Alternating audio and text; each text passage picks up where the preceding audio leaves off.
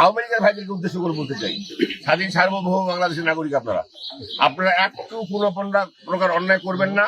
আপনাদের গায়ে কেউ একটা আচরণ দেয় আমাকে জানান না, আমি যাবো আপনাকে নিয়ে পার্টি বিষ করবো, পার্টি বিষ বলবো, তারপর আপনার ছেড়ে দিব। আজকে এই কিছুক্ষণ আগে শুনলাম যে আওয়ামী লীগের বিষয়ে তারা দেওয়া আছে, এর আগেও জানতাম না, যে আগে জানতাম আগেই ব্যবস্থা নিতাম।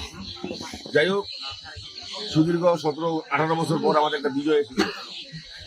স্বাধীনতার উভয় পক্ষের শক্তিগুলো এক হয়ে একটা ম্যান্ডেট দিয়েছে, যার ম্যান্ডেটে আমরা রেকর্ড পরিমাণ ভোট পেয়েছি সারা বাংলাদেশ, এবং ইতিমধ্যে 212টা সিট আমরা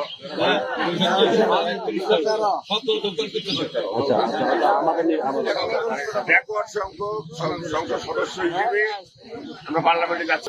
তারেক রহমান সাহেব একটা কথা বলছে, অহিংস বাংলাদেশ। তিনি কোনো হিংসা রাজনীতি করতে দেয় নাই, কোনো মশলার রাজনীতি করতে দেয় নাই। আমি উভয় দলের নেতা কর্মীদেরকে বলবো, শান্তি শৃঙ্খলা ভঙ্গ কেউ করতে না পারে সেদিকে উভয় দলকে আমি অনুরোধ করবো।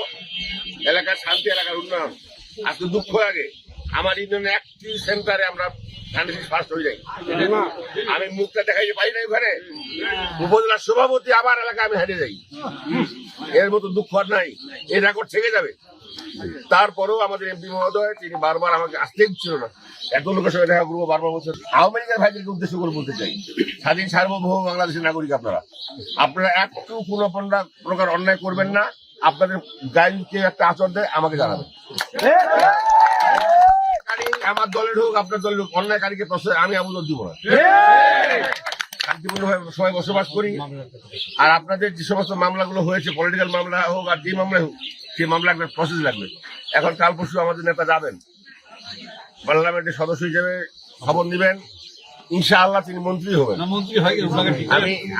আমি থাকতেই 4 বার তারেক রহমান সাহেব তাকে ফোন দেয়, সবার আগে